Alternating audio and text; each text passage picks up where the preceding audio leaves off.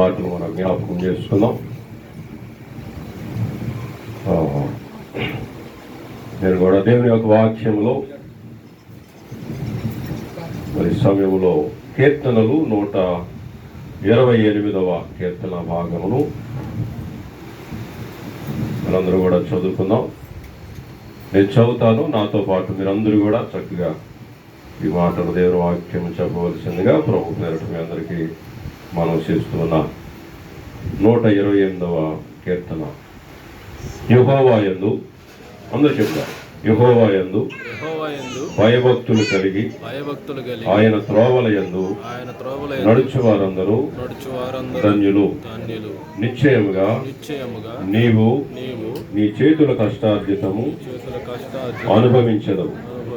నీవు ధన్యుడవు, నీకు మేలు కలుగును.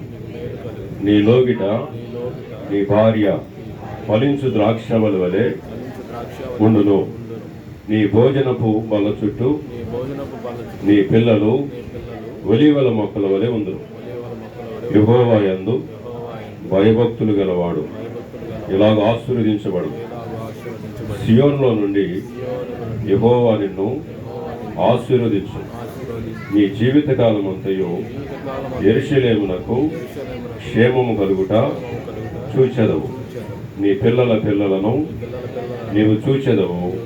ఇశ్రాయేలు మీద సమాధానముండునుగాక. అలాగే కీర్తన